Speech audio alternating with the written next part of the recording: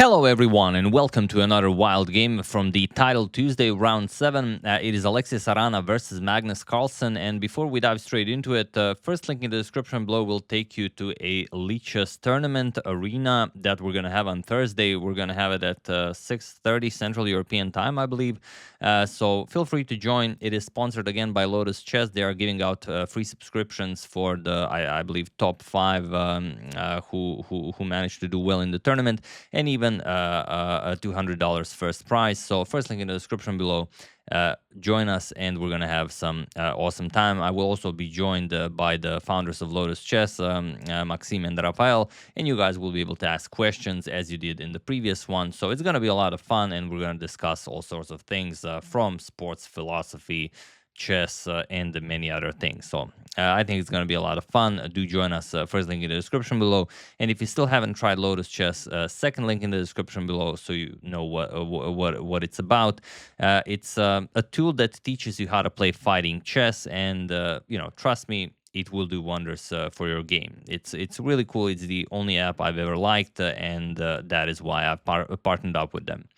Now, getting back to this game, Alexey with white opens with pawn to d4. We have pawn to d5 by Magnus, pawn to c4, and pawn to e6. We have knight to c3. And knight to f6. And the quote is sort of what Magnus said at one point in his life: if you come at the champ, you best not miss. It's actually a rephrasing of a much older quote from the TV show The Wire. I've only seen a couple of episodes. I haven't really watched The Wire, but I've heard it's really awesome, and I do hope to watch it at some point. If you guys have watched it also, feel free to comment on that. I might watch it sooner. I mean, no one can watch everything. There's just too much stuff. So bishop to g5, we have d captures and c4, pawn to e3, and c5. So this has all been seen before. The modern line of the Queen's Gambit declined. Bishop captures and c4, c captures and d4, we have e captures, and knight to c6. We have knight to f3, and bishop to e7. Again, all been seen. We've actually transposed into the Caro-Kann, as, this is blitz. And also, I forgot to mention, this is now 5-0 blitz, so it's not 3+2 as it was 3+1. They've changed it, and now it's 5+0. So it's the new way of how they will organize Title Tuesdays, and they will not be having 2 Title Tuesdays every Tuesday like they did. Now it will only be 1. So okay, bishop to e7, we have castles, and rook to e1. Again, nothing new, all been played before. We have h6, bishop to h4, and pawn to b6 by Magnus. Magnus even burning a little bit of time here. He already wasted 1 minute, whereas Alexey almost has the full 5 minutes. And queen to d3. This is a new move, never been played before, and it is now as of move 12 that we have a completely new game. Okay, bishop to b7. We have rook a to d1 and knight to b4. Magnus now slowly but surely takes control of the game. He challenges the queen. The queen will have to move, and then he will occupy the d5 square. And his position is something out of a dream for a player like him. We have queen to e2, knight b to d5, and now queen to d3. Okay, Magnus could challenge the queen further with knight to f4 and then bring this knight to d5, but he throws in a rook c8, sort of to have this bishop hanging if the queen moves, so he is threatening knight to f4 now. Bishop to b3 and knight to f4, attacking the queen, queen e3, and now knight 6 to d5, further improving his position. Okay, Alexey trades, knight captures on d5, we have knight captures, bishop captures on d5, bishop captures, and bishop captures on e7. Queen captures and pawn to a3, and after this capture fest has been completed, Magnus's position is just much, much better. He is the one controlling the c-file, he's the one with the monster bishop controlling this diagonal. Queen b7 can be played at any moment, so you will have a beautiful battery on this diagonal. There are only ways of how you can improve this, but that is why we love chess. We have rook c2 from Magnus, rook to d2 countering, and rook to f to c8 just doubling up. We have knight to e5, and Magnus goes queen g5. He loves his position so much that he is now ready to trade queens and slowly punish his opponent for such positional insolence. Pawn to f4. Of course, Alexey not interested in that. Declines the queen trade. Queen f5 and rook d to e2, stopping any queen e4 ideas. And Magnus could trade at some point, but he first decides to kick away this monster knight from e5. Knight f3, and now Magnus goes king to f7. There was a very tricky way way of sort of gaining even more for black here, you just trade on e2, and then if the queen captures, then you have rook c2 with tempo, and if the rook captures, then you have this check.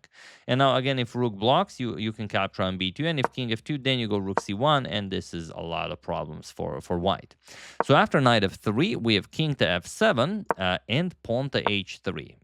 Now we have pawn to h5, but no longer so great for Magnus. Now knight to h4, attacking Magnus's queen. Rook captures on e2, rook captures and queen to b1 with check. King h2, and this is, well, I said it's not so great for Magnus. Magnus is still better here, but it's not as good as it was. And still with rook to c1, white is in a lot of trouble here. But after the move queen to c1, Magnus really wants to trade queens. Now you have this very tricky queen g3 move, threatening queen g6. And it's not a lot, but it's something. Magnus goes queen to d1, puts pressure on the rook. Now queen g6 check, king to f8, and now queen captures on h5, guarding the rook on e2. Okay, so Alexey wins a pawn, and Magnus now should waste a move getting his king to a safer square. But he rushes with rook to c1, and now the position is completely winning for Alexey. And he starts off with knight to g6. And while this looks very scary, the king will just come to g3, and that's it. There's no follow-up here. And it's so good that you can even play a move like knight f5. It's a blitz game, so we're not going to overanalyze, but it is the one line that I will show. Point being that, okay, now any check, you give king g3, and that's it. You play something like e5, so you have maybe bishop back to g8, I don't know. Queen to h8 check, king to f7, and now you just capture on g7. King to e6, queen to g8 with check, and you lose whatever you play. You either lose that bishop on d5, or you capture, and then it's checkmate with queen to g4. So after rook c1, knight to g6 was played. This comes with check. Magnus plays king to e8, now staring at that white queen. Fortunately for Magnus, there are no good discoveries here. But the question is, what do you play? There is one move that is particularly winning here. So what would you play here? It's really not an easy position to handle, especially with Sarana's 55 seconds on the clock. So what would you play here? The moment of truth, would you be able to take down Magnus Carlsen in this position? The move to play is not queen captures on d5. And we can even show why. If you play queen captures on d5, then, okay, queen captures on e2, and you play queen b7, looks like you're checkmating black, but black just goes king d8, and there's no mate. And if knight to f8, trying to checkmate black now, black goes back, king to e8, and, white is a little bit better, but with so little time on the clock, probably would have to settle for a repetition here. And another thing, queen to h8 check, for those of you who maybe thought this was the move, is also not the move. After king to d7, you will get a lot of checks, like queen g7 check, king to c8, you will go knight to e7 check, king to b8, and now queen to f8 with check. King to b7, and now even knight captures on d5, but of course you're not gonna trick black. Black will just capture on e2, and again you're gonna have to settle for a perpetual queen e7 check, king to b8, queen to d6 check, king b7, and so on. This will go on pretty much forever. So what is the move here? Not queen to h8, not queen captures on d5. The winning move is pawn to f5, and Alexey finds it. And now there's nothing Magnus can do here.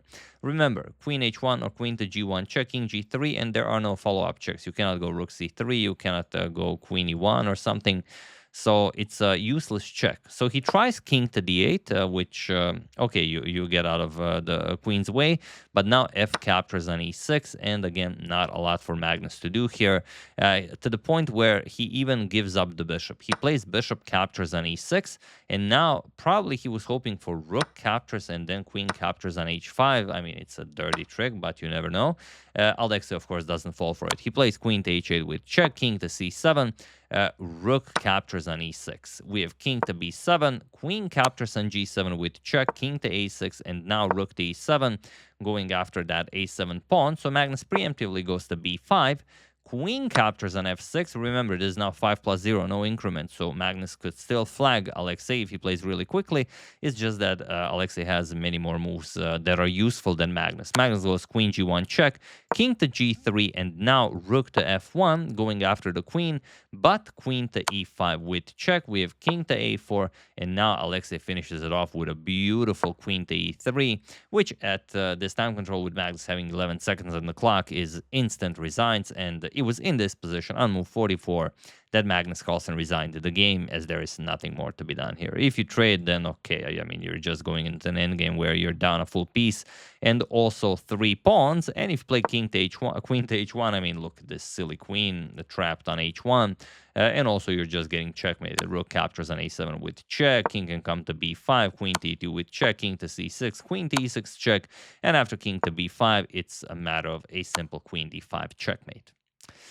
So yeah, pretty crazy stuff where I guess at that level when you're playing, the Magnus's level, when you have sort of this option of going rook to c1, you just don't play it as, you think you can do better. If you trade queens, you know that, you're a much better endgame player, so you don't go for it, and, in the end, it can cost you the game. But yeah, Alexey is one hell of a player, and not just online. He's also won the European Individual Championship. He also won the European Team Championship. So he's incredibly strong and also obviously incredibly competent online, taking on Magnus Carlsen like this. So yeah, that's the game. Hope you guys enjoyed it. Like I said, first link in the description below. Click the Leeches tournament arena. Join us. Apply for the tournament. Register, and we're gonna have a lot of fun on Thursday. So I hope you enjoyed it. I would like to thank Hernan Escalante Jr., Robert Kiefer, Edmund Freeman, Stephen Winforth, and Knight Master Bishop for your contribution to my channel. Thank you a lot. I really appreciate it. As usual, you can check 2 of my previous videos here. Thank you all for watching, and I will see you soon, continuing to check up on your wonderful suggestions and whatever else happens in the chess world. Thank you all. I will see you soon, and have an excellent rest of your day.